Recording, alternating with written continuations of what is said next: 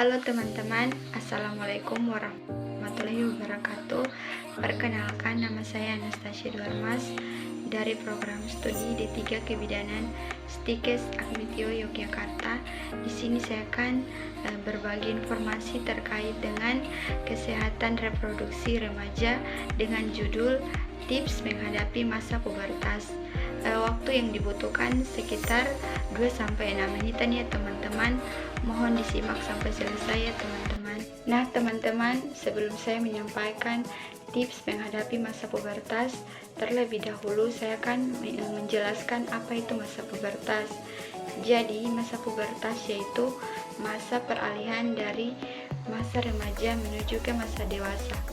Nah, peralihan ini meliputi perubahan fisik, emosi, sikap, serta perilaku.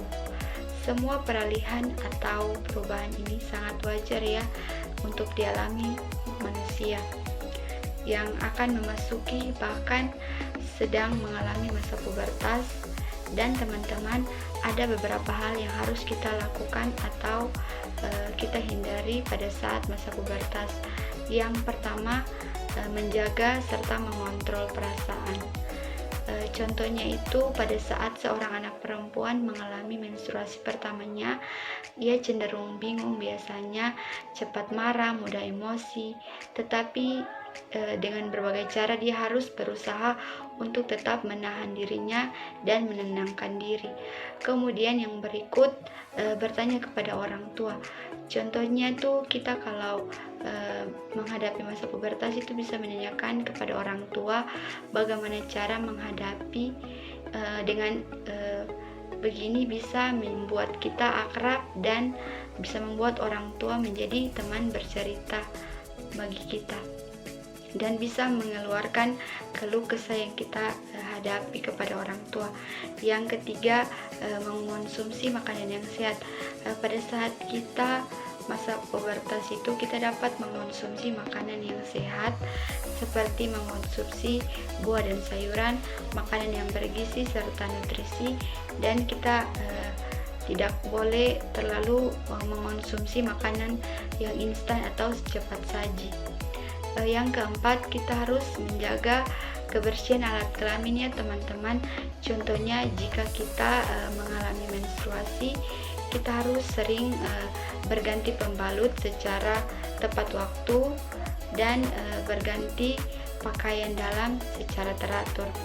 Yang kelima, perubahan fisik. Hal ini sangat penting ya teman-teman bagi kita remaja agar dapat mengerti apa saja hal yang harus kita lakukan untuk menghadapi perubahan tersebut. Nah teman-teman, selanjutnya ini ada hal yang harus kita hindari ya pada masa pubertas. Yang pertama ini mengonsumsi minuman bersoda atau makanan cepat saji.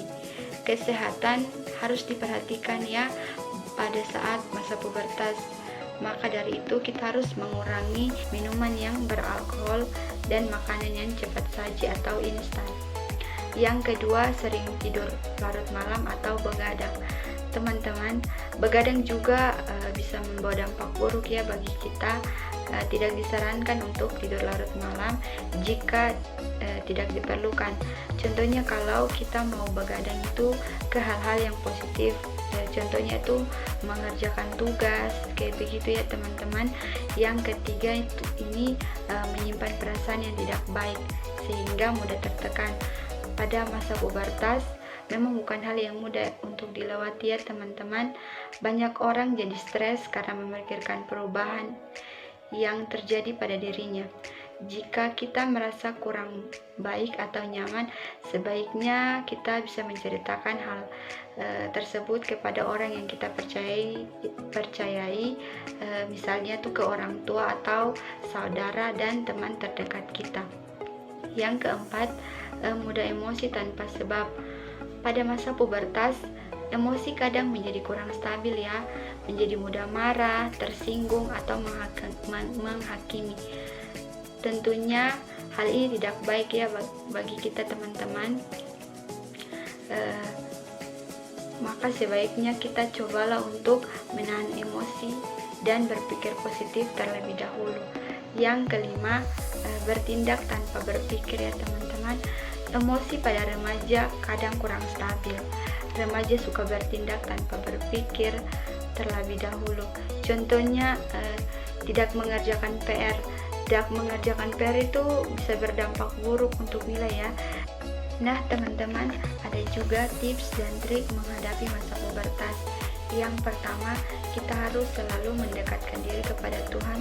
Contohnya kita bisa beribadah atau berdoa kepada Tuhan.